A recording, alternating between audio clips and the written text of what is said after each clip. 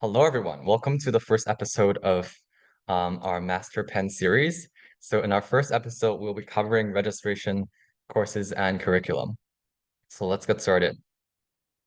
These are the objectives for today. We'll be talking about timeline stuff, some registration resources, different types of courses at Penn, like the general college curriculum, and etc. So let's start with registration. All right, so how does the registration timeline look like? So the first period of registration is advanced registration. So you kind of treat it as like the Black Friday sales of like courses, right? So you have a primary cart, you can put like your courses you want in your cart, um, but there's no guarantee that you'll get any courses that you request. Usually you'll get most of them, but there's no guarantee. Um, and how the registration at Penn works is that during advanced registration, you can put courses into your primary cart, and at the end of advanced registration, all of the requests from like all of the students will be processed randomly, and they'll try to match you to all of your classes you request. Um, Try to maximize your chances. Um, of getting your courses that you want to get. And then the results will come out like 2 to 3 weeks after the end of advanced registration. So as long as you put all of your courses into your primary cart, by the end of advanced registration, you're all set. After advanced registration would be the add drop period, which is when you can freely add or drop out of classes, like remove classes from your schedule on Penn. The last day when you can add a class into your course into your schedule would be the add deadline, which is usually 2 weeks into classes. Because like after that, it might be a little difficult to catch up with the coursework if you like add a class after like 2 weeks after the class started. So there's like an add deadline to kind of accommodate for that. And then like a couple weeks after the add deadline, there's the drop deadline, which is like the last day you can drop out of a class. As in like the class not showing up at all on your academic records. And then after the drop deadline, there is a date called the grade type change deadline, which is the last day you can modify your grade type from a letter grade to a pass fail. More on that later. And the final kind of timestamp on like the registration timeline would be the withdraw deadline. This is the last day you can withdraw from a class. The difference between withdraw and drop is that for a dropping a class, um, there won't be any indication on your academic record that you ever took that class. But if you wait till the withdraw deadline to withdraw a class, that means that that class may still show up on your academic transcripts and be denoted with like the letter W. So I guess generally people try to drop a class instead of withdrawing a class, but in certain situations, there's a withdraw option available. And for fall 2024, these are the dates. So I guess the most important date would be July 15th, which is the following Monday, which is when advanced registration is like officially over. So make sure that you put in all of your courses. So it should be 4 courses or 5 courses, depending on like maybe a lab course. So be sure to have those courses put into your primary cart by Monday and you'll be all set. So there's no like submit button, I think, on Pen. As long as there's no error message and whatnot, you should be fine. So the other dates I've also listed here just for your reference, it's like further on in the semester. All right, so now several resources. The first one is Penn Course Plan. It's like a pretty nice interface for you to draft out different course schedules, and like also um, at the same time view like the number of credits you have, number of hours in a day, as well as the certain metrics. So remember that this is just like a drafting platform. So at the end of the day, you still have to input all of your course requests onto Penn, which is the official registration platform that the university uses. On Penn Course Review, you can also see more detailed metrics about each like instructor as well as each professor. Each professor or each like class. There's like things like quality, difficulty, and like coursework and whatnot. Um, just take that for reference because in my personal experience, I generally find that like the topic of the class is more important than like I guess what people think about the professor. So yeah, take that for reference. Um, there's a Penn course alert. a resource which will come in handy probably after advanced registration. So like 2 to 3 weeks, 3 weeks after advanced registration, which is probably like into late July or something.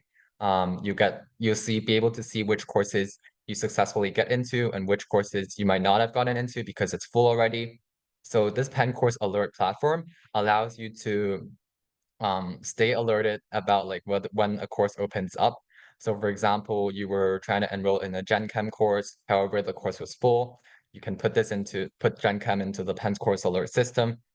And then once somebody drops a class, so there's a space available, the platform will like email you or something, notifying you that there's a there's a spot available. So you can like go on MasterPenn and register. Alternatively, you can also like just monitor MasterPenn and like click on the course to see if there's any updates on like free spaces available. Usually, I'd say that um, somebody will definitely drop out of a class at some point between late July and start of classes. So I wouldn't worry too much about that. Even like after classes begin, you still have 2 weeks, remember, like till the ad deadline. Anytime before the ad deadline, you can still add a class. So even if you don't enter a class, like during advanced registration, don't worry too much about it. There's still plenty of opportunities to get back into a class if somebody drops it. Cool. So other than those three resources, there's also the Penn catalog, which is kind of the university's official like information platform. Um, Under catalog.upenn.edu slash programs, you can find like the detailed information about the courses you need to fulfill each and every major. So for example, if I'm interested in archaeology, right? And you click onto the page which says Archaeology BA, the Bachelor's of Arts degree. And you can see like on the right side over here, you can see like different courses that are required for the major. Like certain ones have like a lot of options and like you can select different electives for the major. So yeah, this would be like a pretty nice place for you to find like official information about majors. On catalog, there's also course listings, which is basically like all of the possible course offerings by a particular department, right? So for example, if you click onto cognitive science, you'll be able to see like all of the courses that are labeled as like COGS, which are like classes that are, I guess, offered by the cognitive science program. So if you're interested in like, oh, maybe taking a design course sometime during my time at Penn, you can go onto the design course listings and see what courses um, you might be interested in. One note here is that these course listings are very comprehensive, meaning that they they catalog like all of the courses that have been offered, like let's say over the past 10 years. However, not every single course will be offered every semester. So if you're trying to look into courses that you can take like next semester or like the semester after that, usually Path at Penn is the most updated resource of information. Um, so if you want to think about what courses you want to take next semester, um, yeah, I think Path at Penn would be a reliable source of information to check for the most updated course listings. So I think that's all for registration. Are there any questions about registration up to this point? You can type it out in the chat or just unmute.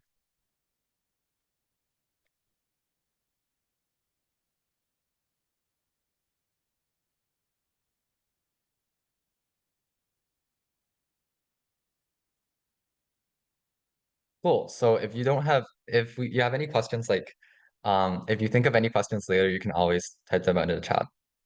But for now, I guess we can move on to courses. Cool. So for courses, we're gonna cover like a little bit about the basic like course system at Penn, what a course unit stands for, course load at Penn, as well as like different course types and like requirements for auditing, attendance, and prerequisites.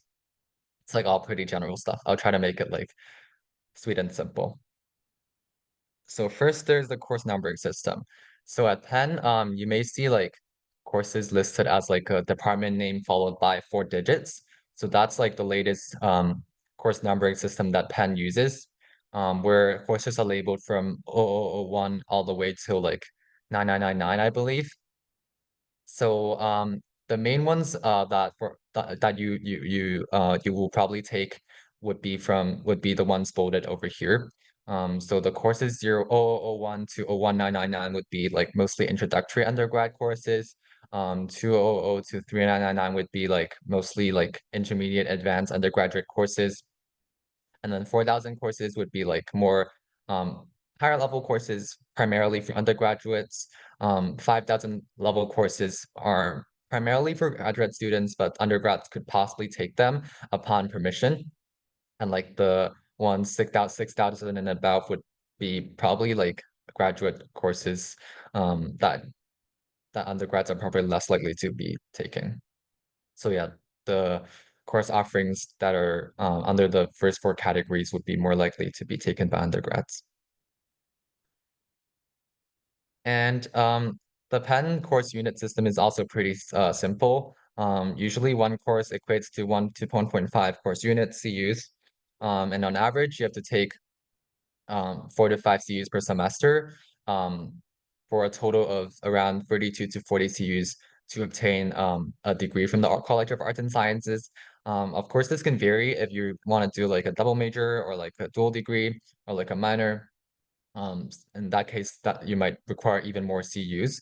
But for the bare minimum, if you're doing a single degree, a single major, 32 to 40 CUs should be like pretty much enough. And so you'd probably be taking like 30-ish courses throughout your time at Penn. All right, so I believe this is a question a lot of people have, which is that what is the maximum number of CUs that you can take? So I guess we can start with the minimum, right? So for each semester at Penn, the general rule is to take like 4 CUs minimum. Um, Especially if you're international or if you're an aided student, you might have like more particular requirements to fulfill those particular um uh requirements. Um, but generally, I think 4 CU is like a safe minimum per se. And then some people may take 3 CUs for a particular semester, depending on like prior approval. As for maximum CUs, the College of Arts and Sciences particularly restricts first year fall semester to 4.5 CUs to facilitate like an easier transition into college. Um, so it's like a pretty much a strict upper bound, 4.5 for the first semester fall. And as for subsequent semesters, the general rule of thumb is that you can take whatever you're taking in the previous semester plus 1 CU. So if you're taking 4.5 in the first semester, you can take 5.5 in the second semester, and then 6.5 and so on and so forth. And the maximum possible load you can take in a semester is 7.5. That's like the very, very maximum. But generally, you don't want to take that because that's usually a lot of work. But certain people may want to do that. That's like an option. Generally, I'd say the average is like 4.5 to 5.5 CUs.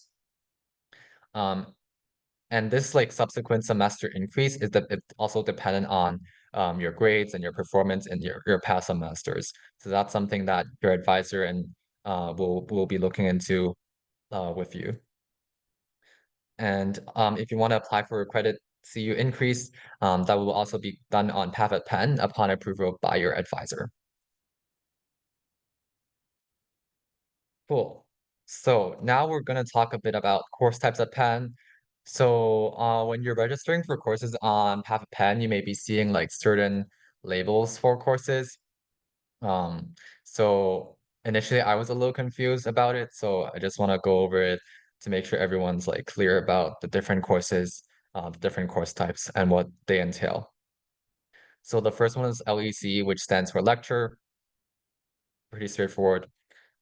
There's REC, which is recitation. These are usually small group discussions or tutorials led by a teaching assistant or a professor. And they're usually attached to the lecture, meaning that, for example, if you're taking like a general chemistry course, you may have to enroll for both the lecture component of the course as well as the recitation component of the course. And these usually are at different time slots. So be sure that when you're registering for a class on Path at Penn, make sure to check if there's like associated like recitation to a lecture component and like vice versa. So if there's a recitation you're registering for, make sure you're also registering for the lecture component. There's another type of class labeled by the code SEM, which are seminars. These are generally smaller groups class settings from like 12 to 16 students, um, with like largely focus on like discussions and projects and presentations and whatnot. And finally, there's the lab, which you may see most often in for math and natural science courses. Um, Lab courses doesn't mean that you'll be dissecting frogs every single time. Um, of course, that might be the case if you're taking a bio lab, but like generally, I think lab is just meant to refer to classes where there's more of like an interactive component, more like group experiments and stuff like that. So yeah, that's more common in like natural sciences and maybe math. All right, so Penn also has like several special course types that many people take throughout their career at Penn. So the first one is ABCS courses, um, long for short for academically based community service. These are courses which combine like learning with like applications, so like engagement opportunities. So that might be in the form of like teaching the knowledge to like high school students, or like somehow applying your knowledge to solve certain social issues. These are like coordinated by the Netter Center at Penn, which is like one of the departments responsible for, I guess, organizing a lot of the community service engagements at Penn. There is the BFS, Benjamin Franklin Seminars. These are designed particularly for students in the Benjamin Franklin Scholars Program, but other students can also take them. They tend to be like seminar classes that involve like more intellectual exploration into like certain topics. There's the first year seminars, which are only for first year students, which go in depth into like a pretty niche topic about like by a pretty experienced professor, also in like a small group setting with like field trips, presentations, projects and stuff. There's the independent study, which is like kind of a mentored research class that you can take where you can kind of set your own topic of investigation and then you will get a professor. I guess you have to find your own professor, but then the idea is that you will be able to do research for credit. And people usually do that in like junior year, maybe a sophomore year. And that is like a good opportunity for like if you're interested in research, but also taking it for credit. And on certain courses, you may see it labeled as LPS. What that means is that it is probably a course that is specifically for liberal and professional students. So these might be like students who already have like full-time jobs and stuff. Um, they might tend to be like in the evening time because of that. Um, I think the general rule is that undergrads are allowed to take LPS classes. In certain cases, you might have to have like approval or like prior permission from the department. But generally, I believe that undergrads are also allowed to take LPS courses. So if you see one, I think, and if there's like something you're interested in, you can also consider that. And then the last one I'm going to introduce here is SNF Padilla programs, classes.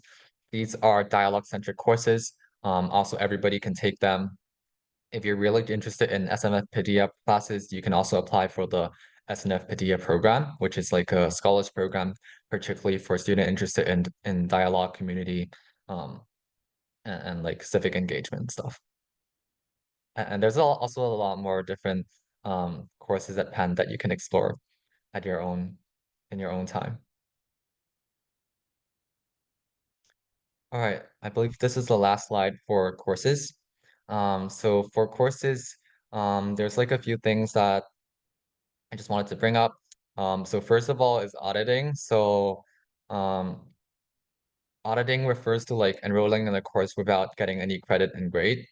So Penn officially does not have like an auditing system where you can like register to audit for a class.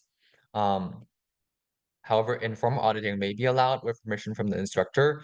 So if there's a class you're really interested in, but you ran out of credits, let's say, or you didn't manage to get into a class, then there might be a possibility that you could also sit into the lectures and stuff. But that would be dependent on the professor's or the instructor's discretion. As for attendance, it also varies a lot. Lecture attendance especially depends greatly on the instructor, whereas for recitation, lab, and seminars, attendance is usually mandatory because of like the largely interactive component of these class types. And then there's prerequisites, which are courses that you have to take before taking another course. So for instance, Math 1400 is a prerequisite for Math 1410, meaning that if you have the credit for Math 14, if you don't have the credit for Math 1400, generally you want to take that before taking Math 1410 because it assumes like some prior knowledge of Math 1400. The prerequisites can also be satisfied by like external exam credits or placement tests, which we'll cover later. Final one is co-requisite. So these are courses that you can take simultaneously with another course, or you can take before that. For certain courses, you have to take it simultaneously. So for example, for Math 2400, there is a co-requisite to take Math 240, which is like a lab session for the Math 2400 class. So that's like prerequisites and co-requisites. I believe yep, that's it for courses. Cool. Any questions?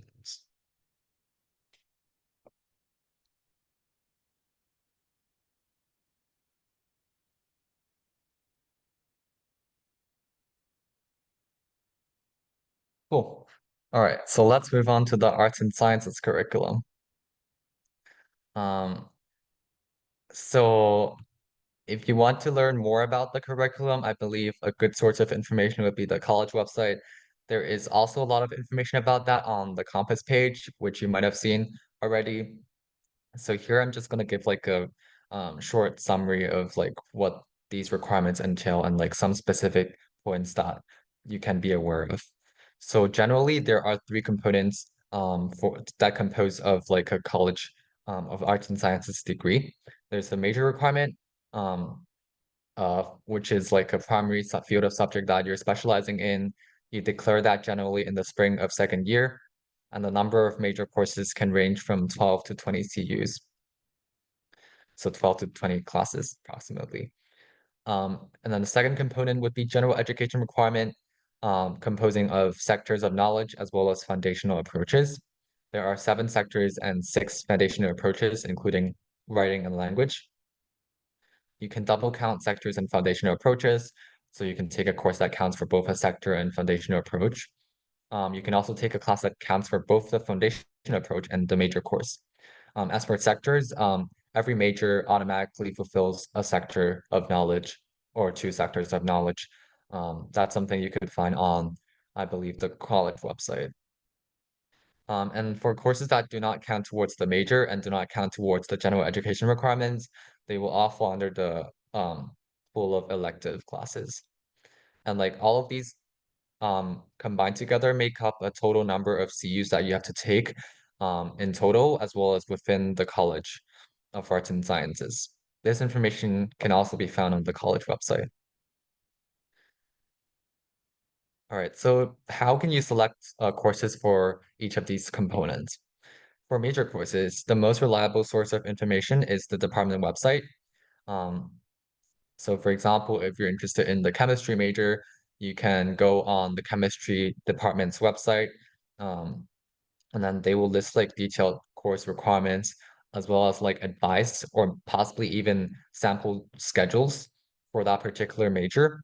The catalog that I mentioned earlier can also be helpful, but sometimes like the major websites might have like some recent updates they had regarding certain courses that might be required for the major, as well as like some advice that you might not find on the catalog. So yeah, this is also a great resource if you're looking for major courses. On the college website, there's also a page called selecting entry courses to a certain major, where you can also find like courses that they encourage you to take if you're thinking about pursuing a certain major. And then if you want to look into like gen ed courses that you can take, the most useful location you can find that would be Penn. So if you go on the search bar on the left of the platform and scroll to the very bottom, there is a drop down titled course attribute. And then under that drop down, you can search for a college sector or a foundation, FND. And then after you click on that particular gen ed, a list of courses that fulfill that particular gen ed will pop up. And you can see like all of the associated classes that you could take to fulfill that requirement. As of now, I believe there's no option of like selecting multiple course attributes at the same time. So like if you want to see courses that double count, you might have to go into the course descriptions to look into that. Or I believe the Daily Pennsylvanian also has like a list of courses um, that double count as well.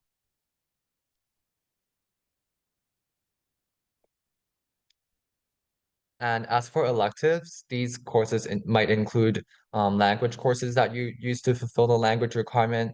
Um, So the fourth semester course of a language will be counted towards the general education language requirement. But if you require like other, I guess if you require 4 semesters of a language for the language requirement, then the first 3 semesters will probably be categorized, will probably fall under the electives. And if you're doing minors or double majors, these can also count towards the elective requirements, as well as all other courses that are not included as majors and gen eds.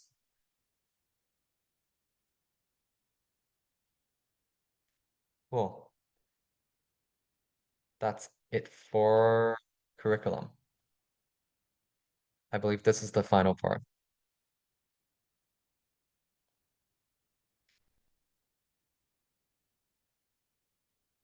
And like at the end, we'll also have some time for like troubleshooting on MasterPenn if like there's something, there's some issues showing up. We can also deal, we can sort it out later. So I guess for now, I'll continue moving on to credits, GPA, and grading. So I put like an exclamation mark here, warning sign, because I believe this is really important. So Penn offers a number of external exam credits and waivers, including credits and waivers for AP, IB, and GCE A levels. So credits would be equal to like taking the equivalent course of Penn. So on your transcripts and like academic records, they'd show like basically you taking the equivalent course at Penn. The only difference is you won't get like a letter grade or like a pass fail grade even, because of course it's different metrics, right? So they'll only show that you completed successfully that particular course at Penn. If you, let's say you took AP chemistry, let's say, then I don't think chemistry has, but if you took like AP calculus, and you might have like a credit for like a calculus course at Penn. And then waivers might also be for certain courses. I think for like econ, psychology, they might have waivers. This means that they assume you have the knowledge for that course, so you can take advanced courses, but they do not show this on your transcript. So even if you took AP like psychology, um, you won't get the credit for the psychology class at Penn, but you for the intro psych class at Penn, but you can skip to like more advanced psych classes if you want. You can also take the intro class and get the credit. That's also an option. But if you have a good credit, generally you can just take the credit and and take other classes. Um, and yeah, generally these credits and waivers only count towards like either the major requirements or the electives. You cannot count them towards a general education requirements. So even if there's a credit you have for like a class that counts for a gen ed, you still have to take another class that counts for that gen ed, if that makes sense.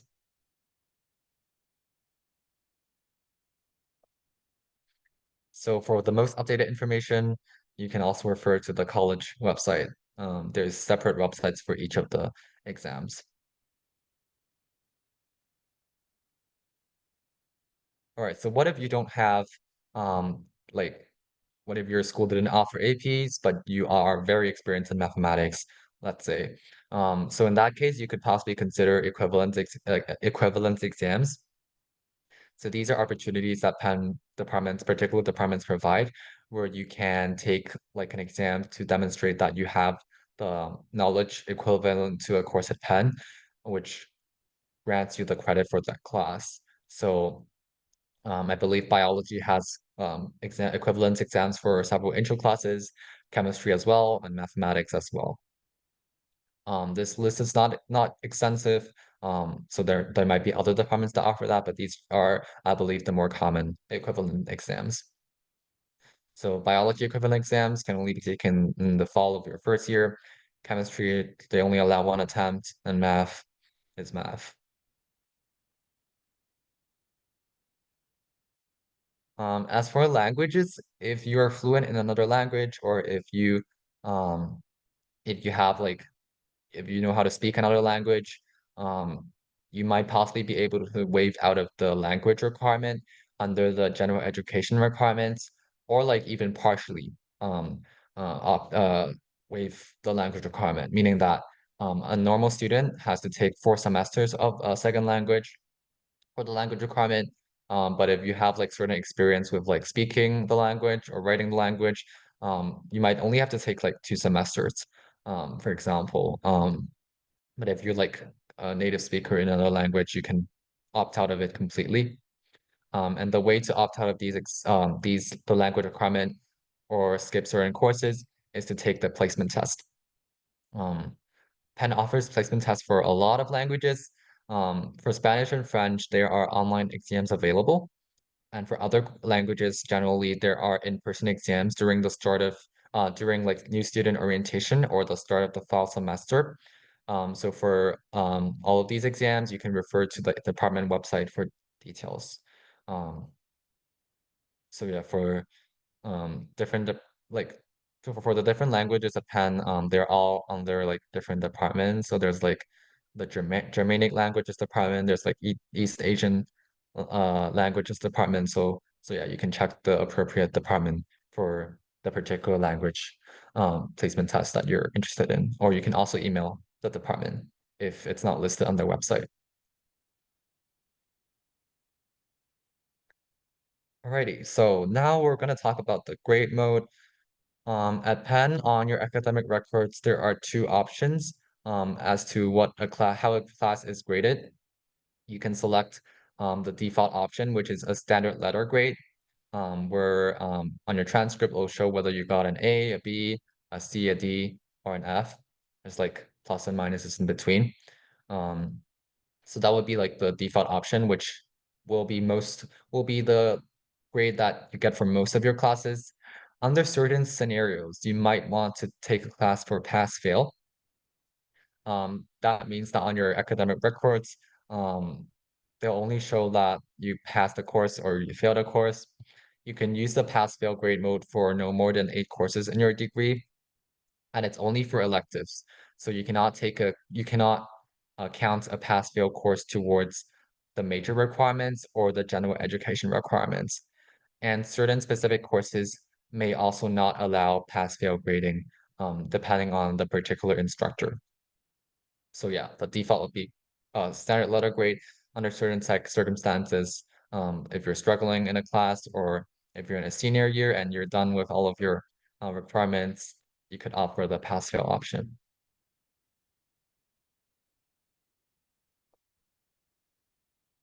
All right. So exams, very exciting. At Penn, there are generally 2 types of exams. There are midterms and finals. So midterms are exams that happen all throughout the semester. These generally happen very, I guess there's no like a set time frame or like a week that is particularly for midterms. Instead, it depends on the instructor. Some classes might have 3 midterms, some might have 2 midterms, some might have them in October and November. It really depends. So these happen like throughout the semester. It's kind of like tests basically, but they call it exams. I don't know why. And then there's the final exams, which are designated periods of time where like there's only exams, there's no classes. These generally happen in December and in May. So at the end of the fall semester and the spring semester, there will be like a few like weeks before the holidays where um classes might have finals. Not all classes have finals, but for the classes that have finals, they all take place during these like specialized final weeks. All right, so GPA and grading. Penn, I guess, calculates GPA on a scale of 4.0. So 4.0 is the like very, very maximum. Even if you get an A plus, you still have a 4.0. Um, And GPA is also cumulative, with meaning that the grades you get at in the first semester will count even like will be accumulated towards like the last semester at Penn, if that makes sense. So like all the courses that you take will contribute to the GPA. It's not like a yearly thing. Um, and like what grade do you have to get a 4.0? Well, it really varies depending on the class. So generally, I believe a class, you can get a 4.0 in a class if you get an A, but the particular grade that you have to get an A is also very it varies depending on the class. For some of them, it might be like an 80, some of them might be a 93. So I wouldn't share too much details about that because there's no like clear um answer to that. Usually that's usually something you could ask your professor about. But generally, I think don't worry too much about it. Um, People are generally pretty generous, and as long as you try your best, you'll be fine. So this is just for your reference.